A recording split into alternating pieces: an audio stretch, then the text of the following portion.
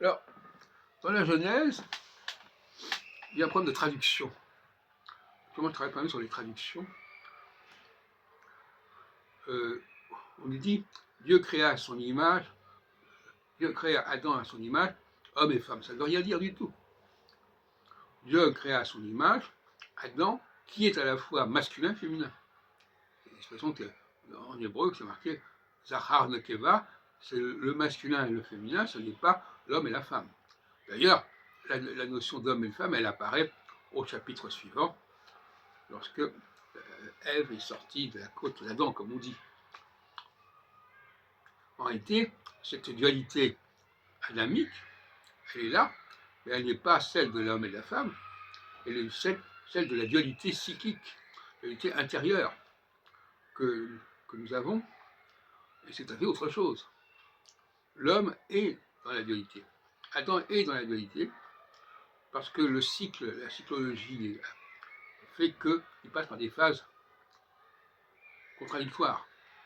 La phase 0, en astrologie septennale, et la phase 45, qui font qu'il y a des renversements, il y a des basculements qui se produisent. Maintenant, on peut revenir un peu sur la différence entre les hommes et les femmes, mais qui est une autre affaire. Quoique, il faudrait voir un peu ça de plus près. Je dirais que l'homme est capable de faire respecter un ordre intérieur, et la femme est dans l'ordre extérieur. Donc les gens qui sont dans l'ordre extérieur sont mauvais pour l'ordre intérieur, et les gens qui sont pour l'ordre intérieur sont mauvais pour l'ordre extérieur. Voilà. Vous voyez ce que je veux dire. Donc quelqu'un peut avoir des idées très très claires, très organisées dans sa tête, mais chez lui, c'est le désordre. Inversement, quelqu'un peut avoir beaucoup d'ordre dans sa maison, et dans sa tête, c'est complètement la confusion. Voilà un peu la dualité qu'il faudrait quand même mettre en évidence.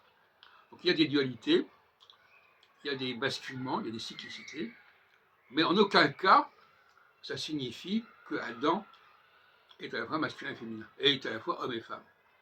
La notion d'homme et femme revient plus tard, apparaît plus tard, dans les chapitres 2 et 3, mais pas dans le chapitre 1er. Or, dans le chapitre 1er, il n'est pas question de la femme, vraiment à certaines traductions.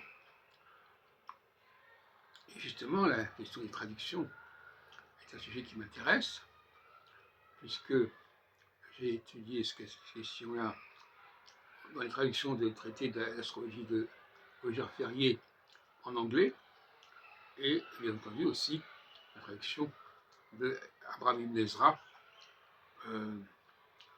de l'hébreu vers le français, vers l'ancien français.